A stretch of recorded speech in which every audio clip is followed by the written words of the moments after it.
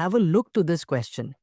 Policing in India continues to suffer from its colonial legacy.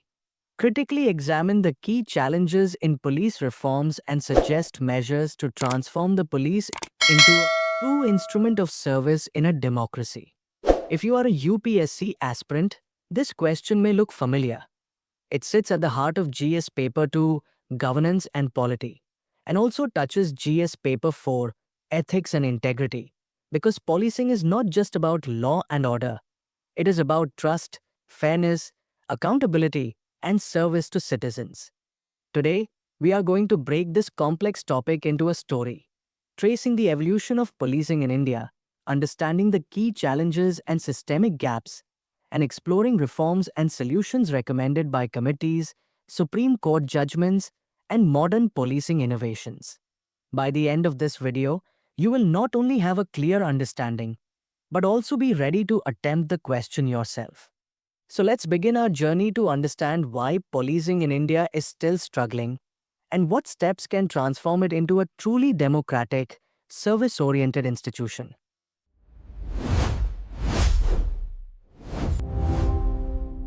Picture a market street at dusk, shops shutting early, an anxious shopkeeper glances at the empty road, not because crime is erupting, but because the sense of public safety feels thin. That sense has a reason. India's policing structure still runs on the framework of the Police Act of 1861, a law designed under colonial rule to maintain control and not to serve citizens. Fast forward to today, the modern system is under strain. Recent analysis shows vacancies exceeding about 21% in state police forces, a shortfall that leaves many districts underpoliced and vulnerable. International benchmarks are stark. The UN recommends 222 police officers per 100,000 people. But India's police strength is well below that norm. Various authoritative analysis put India's strength hundreds below the UN benchmark, exposing a capacity gap that directly affects response times, investigations, and public trust. This gap is not a technicality. It is a structural governance problem. Courts and reform panels have repeatedly flagged the need for change. The Supreme Court's landmark Prakash Singh directions in 2006 mandated measures like fixed tenures and independent oversight, but implementation has been uneven. In the next segment, we'll trace how the colonial legacy hardened into today's system and why reform efforts since the 1970s have largely stalled. Then we'll examine the concrete faults that flow from this structure, and finally the practical exam-oriented solutions that every UPSC aspirant should remember. Friends, have you ever thought, how did policing in India actually begin? It didn't suddenly appear after independence. Its roots go way back. Policing in India has a long and layered history. If we go back thousands of years, even in texts like the Arthashastra, Kautilya spoke of officials maintaining order, collecting intelligence, and protecting people. In medieval India too, the role of the Kotwal was crucial in cities, responsible not just for law and order, but also for market regulation and civic management. But the real turning point came during the British rule.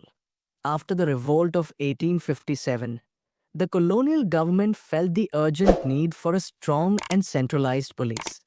This is when the Police Act of 1861 was passed. The structure was made hierarchical, centralized, and designed less for serving people and more for controlling them. In fact, this colonial legacy still defines much of our policing system today. Friends, we often hear the phrase, police is the most visible face of the state. But the question is, what kind of face do we see? Let's dig deeper. First, the colonial legacy. Our main law, the Police Act of 1861, was designed after the revolt of 1857, not to serve people, but to control them. Even today, this mindset lingers. Former Supreme Court Judge Justice J.S. Verma once said, "We still have a colonial police not a democratic police. Second, understaffing. According to the Bureau of Police Research and Development, India has around 152 police personnel per lakh population, much below the UN norm of 222.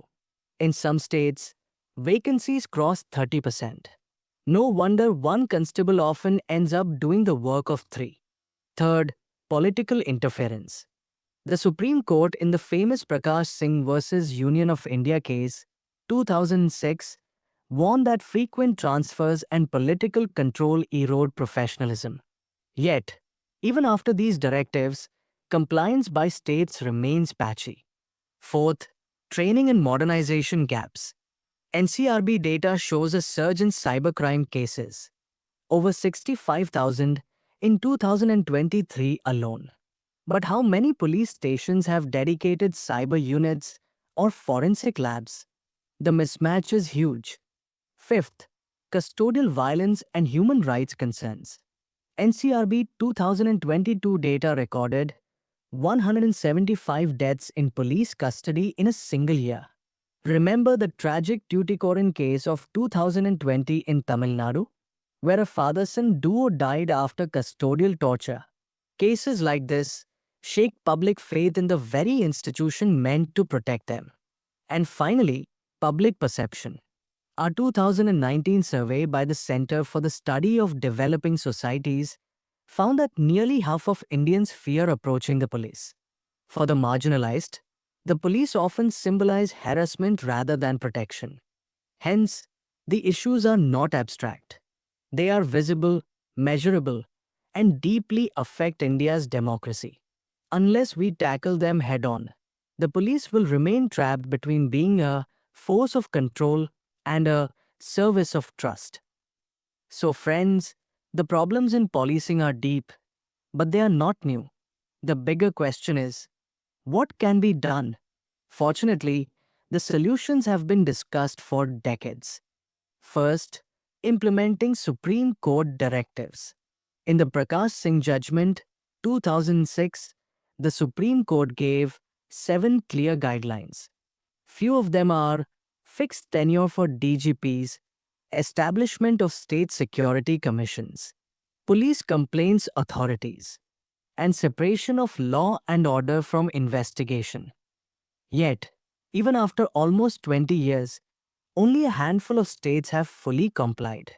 Hence, its implementation is the first step towards the solution. Second, modernization of police forces. The government has been running the modernization of police forces scheme with over 26,000 crore rupees allocated between 2017 and 2025. But fund utilization remains patchy. Investment must focus on cyber units, forensic labs, drones, body cameras, and smart policing tools, especially since NCRB data shows cybercrime rising by nearly 25% annually. Third, better manpower and training. The Raibaro Committee recommended strengthening constabulary training and creating specialized cadre. The Second Administrative Reforms Commission also emphasized shifting from a force-based approach to a service-based approach. This means training not only in weapons, but also in soft skills, community engagement, and technology. Fourth, reducing political interference. Independent oversight bodies like police establishment boards and complaints authorities, as recommended by the National Police Commission, must be empowered.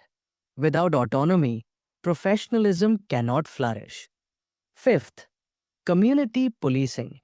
Successful experiments like Janmaithri in Kerala and Mera Pebi women's policing initiatives in Manipur show that involving citizens improves trust and reduces crime. These models need wider adoption. Finally, accountability and human rights. Stronger enforcement of Section 41 of CRPC on arrests, use of CCTVs in police stations as mandated by the Supreme Court in 2020, and an independent complaints mechanism can drastically reduce custodial violence. In short, Friends, we know the problems and we already know most of the solutions. What we need is political will and administrative courage to move from a colonial police force to a democratic police service. As we wrap up, remember the question we started with? Before you answer it, I want to give you some keywords and jargon that will enrich your answers. Like colonial legacy, service oriented policing, community policing, depoliticization, State Security Commission, Police Complaints Authority, Prakash Singh Directives, Malimat Committee, Padmana Bhaiya Committee, Rai Bairo Committee, modernization of police forces, judicial police coordination, accountability mechanisms, gender sensitive policing, tech driven policing, custodial violence, public trust deficit, transparent governance, and ethics in policing. Use these keywords where you need. These will surely fetch you some extra marks. Now it's your turn.